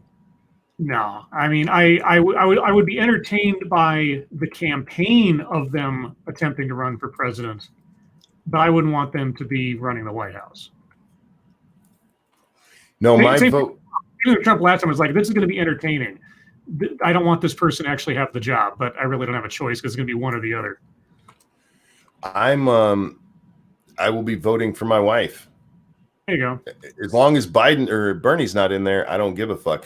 Now, there's still the caveat. If Biden picks Warren, I might have to vote Trump because we all know Biden's not long for this world. Which means that would put her in charge, and I do not want a fucking commie in my White House. Well, then if he picks Abrams, wouldn't you vote then for the same reason vote Trump? Is she that far left? Stacey Abrams? Yeah. I'm not okay. I'll have to look at her policy. So kind of left as Warren, then I don't know, honestly. Me voting for my wife will be contingent on whether or not Joe Biden's VP nominee is a goddamn communist. Because if they are, then yeah, I'll vote Trump. I didn't vote for him last time, and I'd prefer to vote for my wife, but I will do everything I can to keep a fucking commie out of the White House. Freedom is not easy to take back after giving it away. Don't give up your rights just because you don't want to self-advocate and take responsibility. Yeah, absolutely. Absolutely. The biggest stupidity behind that whole situation is the fact that these people truly believe that whatever tyranny could come out of them just throwing away their rights and giving them up, it's not going to affect them. Like, they'll still be able to do whatever they want, but all the bad people they don't like, will be the ones who will be in trouble because they can't do what they want. And it's like, that's not how that works. It's not how that works. Pyrus also asked, would you vote for Biden if he chose Stacey? Fuck no. Well, there's no way I would consider voting for Biden. It's just whether or not I will vote for Trump. How awkward should I feel that Ariel Scarcella did a video response to an ex-friend of mine who left me because of politics? Why would you feel awkward? Yeah. It wasn't a response to you. And even then, don't feel awkward, feel honored. I like responses to me. I don't do enough videos for people to respond to me. And my streams are too long. So somebody today threatened, would you like me to do a supercut? Like, do it, motherfucker. Makes me happy. What are you gonna do? Say something bad about me? Fuck you. I don't care. Jennifer Aniston has to be broken somehow to be that hot and still alone. You know, that's probably true, which is probably part of why I'm attracted to her. You know what I mean? You like broken women. I feel like she's probably crazy. I mean, probably. Imagine being like that successful, that early on in your life, that rich, and that sought after, and everything else. Yeah, you'd probably be crazy too. Yeah, she's probably crazy. She probably like threatens you with knives and stuff. Oh God, that's hot. Satsu, what's the best place to watch anime in your opinion? Probably Verve, honestly, because it's like a gateway to a bunch of different sites. I don't know. Somebody told me that they lost their contract with somebody. I think it was either Funimation or Crunchyroll. I watch all of my anime on Crunchyroll, and that's kind of just where I'm at. Hulu's not bad, but they don't have everything. The best? I don't know. I use Crunchyroll, but I don't know if it's the best, honestly. Probably some fucking off site that you don't have to pay for, honestly. I couldn't tell you what that is, but I bet you that's what somebody would say. So it's not Susie Lou's channel? No. You would like to watch it in the bottom corner of her screen. Yeah, you see a whole bunch of her fans got mad because she started cutting out huge parts of the video. And like, why is the whole thing not here? Yeah, bitch, they're not watching it just for that. Anyway, so Monkey is the Karen in his house. No, I'm the man of the house. If somebody fucks something up, I go talk to him about like, hey, I need this fixed. To spank the monkey or not spank the monkey? That is the question. There's an easy answer to that. Gentlemen, do you know what that is? What? To spank the monk or not spank the monk? That is the question. There's an easy answer to that. Do you know what that answer is? Answer is no, because don't touch the monkey butt.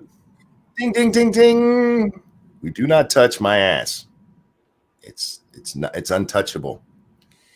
No reported scandals. Yeah, exactly. Famous. Oh lords, would you try some rib meat on a steak burger with a sesame seed and wheat bun, a barbecue ranch dipping sauce, and 3 glasses of ice cold lemon water? Sure. All right. Nobody wants to comment on rib meat on a burger. Fuck that shit. Why aren't shops considered essential companies? I don't know. Because getting your hair cut is not essential. That is entirely vanity. Yeah. Yeah. Or just personal comfort kind of thing too, depending. Yeah. As long as you take care of your hair, it's not like it's a public health matter. Yeah. Where are we at here? Hentai, pronounced hentai. I know, but it was spelled different. It was spelled IA. That's why I asked. Stop it. I know how to talk. Sometimes. Baron calls him chunk yogurt. Oh, I haven't caught that. Did you see Lily Singh got renewed for a 2nd season? No. Oh, I read somewhere that and I was like, really? Good God, why? How much are they paying her, man? Maybe it's a cheap way to fill that time slot. Well, also, it'd probably be bad press if they like canceled it after 1 season, because that looks really bad, you know. And of course, you wouldn't want to have like we did it because she's a woman and she's bisexual and she's Indian or whatever. So yeah, so it might be just sort of like, yeah, it's probably cheaper to give her a 2nd season than it is to take a hit for some kind of PR lawsuit or something. Corey, thank you so much. Dear dumbass will rise again someday. You know, I've thought about it. I really have. And I just don't know if I can get away with it. Well, these days when you can verify whether or not your videos are a little spicier than they used to be kind of thing. So maybe it's okay now. Well, according to their rules, I was still allowed to be monetized with having something like dumbass in the title. Oh, but it's attacking somebody. That's the problem, right? Exactly. Yeah. So, yeah, that's the part that I'm not sure about. If all I did was call them a dumbass and went after their arguments, I could probably do it. You're tempting me, Corey. You're tempting me, damn it. Is Plague Inc. a good game to stream? Because I will be playing it on my DLive channel after Lords of the Night. Well, random American. I don't know how good of a game it is to stream, but it's a great game to play. It's a lot of fun. I've streamed it a few times, and I had a consistent amount of viewers. There you go. Who are you going to use next to replace Satsu? I don't know. It'll depend on who I can get if it's on my night and who Scribe can get if it's on his night, or if we even want anybody those nights. But Satsu's irreplaceable. It's just a stand-in for a moment. That's right. Abrams' signature legislation was to ban all semi-automatic weapons in Georgia. That would be a problem for me. That'd be a big problem for me. But see that, okay, this is one of those things, guys, that you have to understand about me and politics. When I look at something like that, my first thought is, there ain't no way in fuck that's going to pass on a federal level. Ain't no way. So that wouldn't be necessarily a game changer for me. I know, and I know there's Second Amendment guys out there just went, what? Calm down. It's specifically because it can't be done.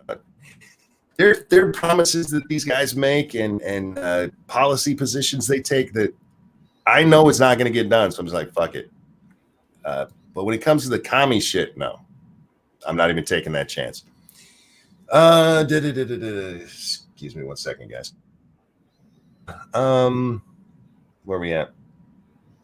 Do y'all think that the union will stay together if Texas flips and no Republican ever can become president? Yeah. Yeah, the union is strong enough to deal with that. I don't. Several times in my life, I have seen that different parties won't be able to become president again. I think the Simpsons even made a joke. It was some cartoon made a joke about how Democrats will never be able to take the White House again way back during the first Bush years. And then Bill Clinton comes along. And during Obama's years, it's like Republicans will never be able to take the White House again. And then Trump comes along. I don't think that the country is as solid as some people want to think. Do you think it's a good idea to write Lady Monkey when a black woman's on the ballot? Well, I don't write Lady Monkey. I actually use her real name. I think they know that. Well, it was Frosted, so you know he knew that. He was being a smart ass. Where are we at here? Oh, Lords, sport, lace, or dental floss? What?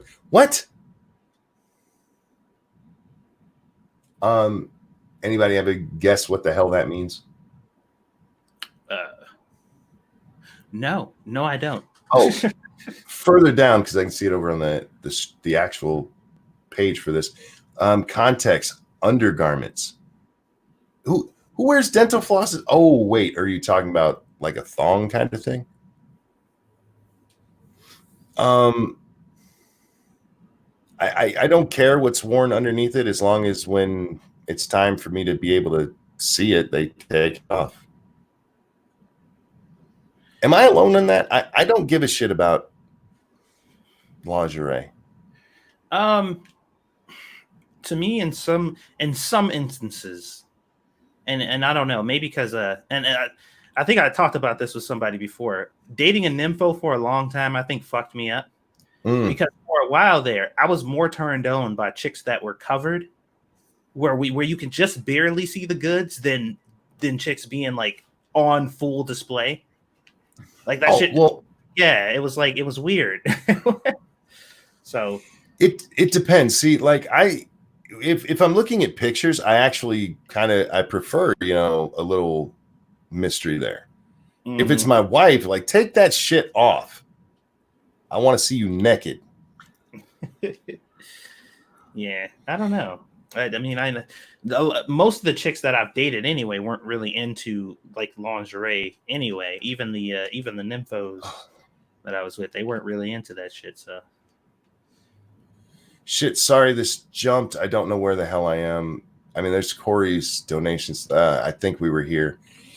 How do you guys like your steak? Medium, well done. Blue here. I like mine. I actually like it medium rare. But I usually order it medium because that's how it ends up coming. Gentlemen? Medium well for me. Medium. There you go. Monkey should be a baboon. How dare you? Have you seen Invasion USA? No. Oh, the old Chuck Norris movie? Yeah. Hilarious. Lily Singh, smash your pass. I'd smash. Nah. Personality goes a long way, and I don't think she'd be fun in bed. She has to be quiet, but yeah, sure, smash. I don't know. I feel like she's one of those chicks that would be crazy in bed. Scribe like? Oh, go ahead. No, sorry. What's that? I waited too long to say that, but she's got that look about her.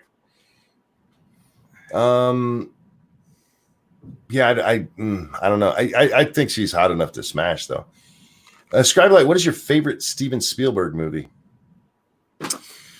Oh, gosh. Well, I mean, probably Raiders of the Lost Ark. Yeah. That's why we get along. That would be my answer too. It took me a second. I was like, my first thought was like, oh, E.T. or Jaws. And wait a sec. No, he did Indiana Jones. Yeah, fuck yeah, Indiana Jones. No, I don't really have one. Have you ever seen Indiana Jones? Not all the way through. I've never sat and watched Indiana Jones from beginning to end.